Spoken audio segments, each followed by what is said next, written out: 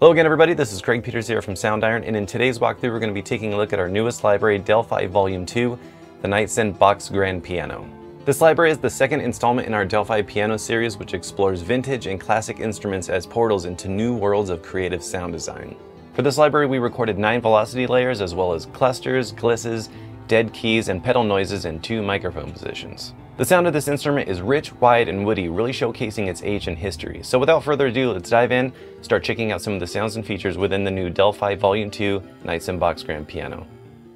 So when you first load up Knightsen Boxgrand Piano, you'll notice that you have 4 different layers. 2 layers are going to be the 2 microphone positions, and then you have 2 layers for the ambience. So you can mix and match different ambiances as well as some subsynth sustains and staccatos. So one of the really cool things about this library is that in the ambience layer, right here, when you have the box ambiances loaded up, you'll see that there's a drop down. So this library has different ambiances loaded for different layers when you're using the layered ambiances category. And the really cool thing about this is that you're always going to get some unexpected surprises whenever you play in a different velocity. So you can really get some unique and inspiring sounds that just kind of come out from how you play. So let's have a listen to this to give you an idea of how this sounds.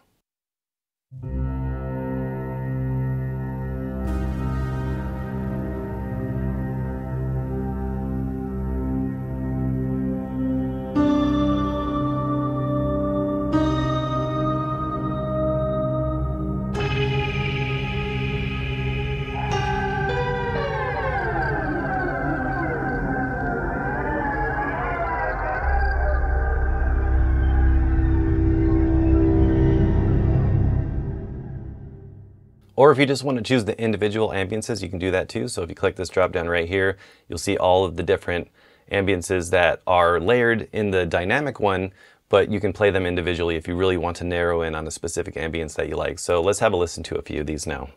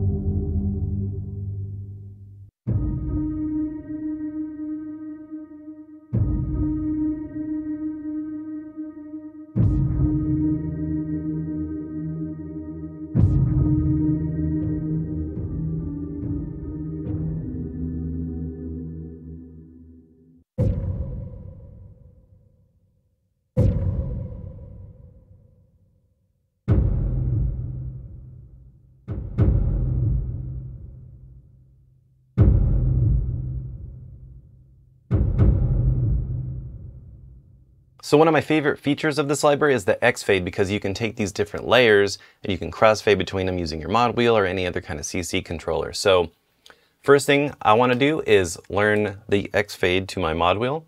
And this is going to allow me to fade between layers A and B. And you can set this up however you want. It's totally customizable. So I have a ambience on Ambisynth 1.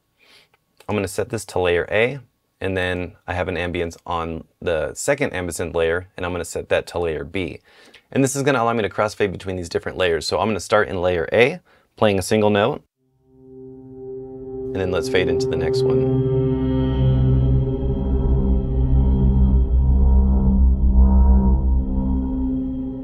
So the ambience that I'm using on the first ambisynth layer is called TensorFlow. It's got this really cool swelling in sound.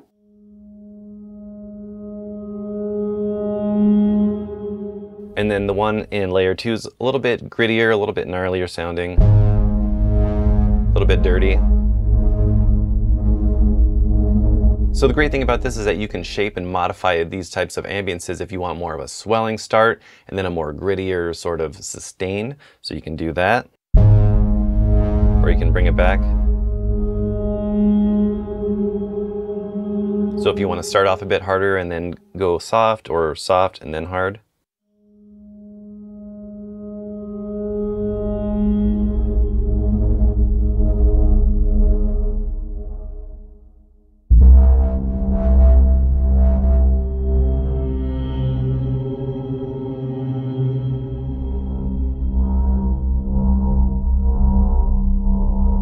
So you can really get some evolving movement in your tracks. So this library isn't all sound design. We did record this instrument in the usual Soundiron fashion. So I'm going to disable these layers and let's check out mic 1 and mic 2. And this is using the tuned Boxgrand. This instrument had some broken keys, so we did have to do some things to make it work if you want to use it in a more musical way. But we did include the original sound as well. So let's have a listen to this.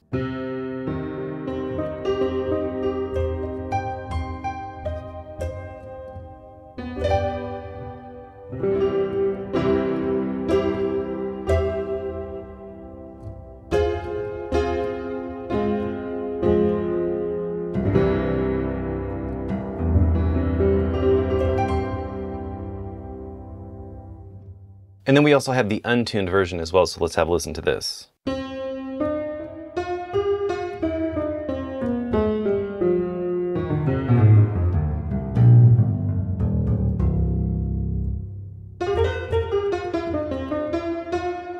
And this is perfect, especially if you're doing any kind of horror and you want to have a piano sound that just sounds out of tune and a little off and wrong. This is perfect for that. You know, even playing something in C major still just has a little bit of that haunting quality to it.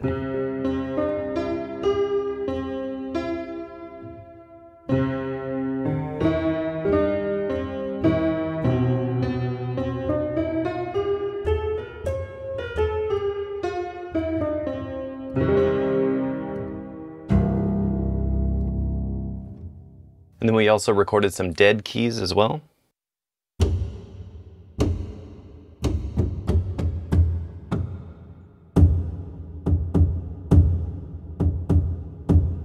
And with these dead keys, since they don't really have any tonal elements to it, you can use these as more of a percussion type thing.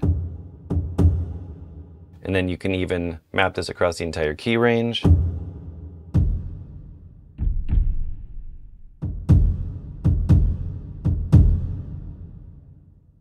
And then you can also utilize the arpeggiator if you want to use this in more of a rhythmic way.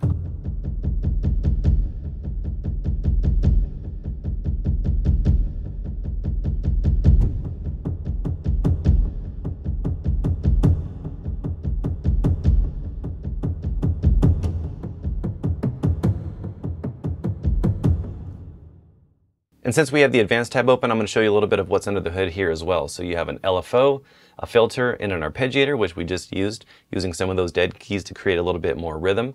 And you also have these art options here. So you have pedal volume, key volume, and the velocity range. So you can narrow the range, make it only the stronger dynamics or just the lower dynamics if you really want to just kind of play as you normally would and just let it just only play those softer dynamics. And then the pedal volume, You can hear that. You can turn that down or you can turn that off. And then we also recorded some key effects as well, so let's have a listen to those.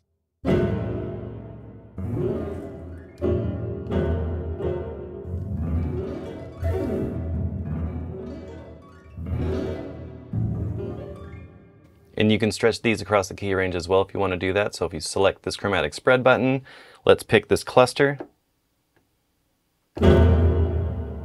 And now you can play that across the entire key range.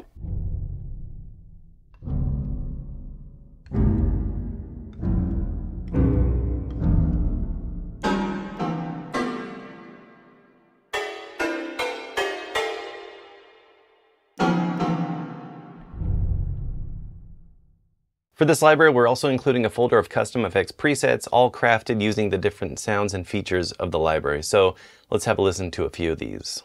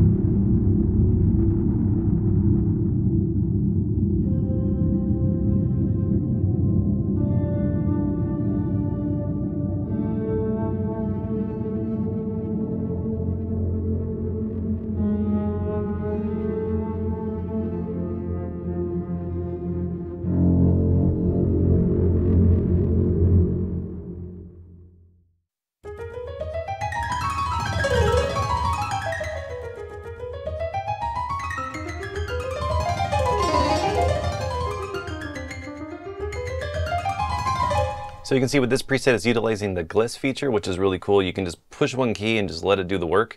So this one's got a couple different going on.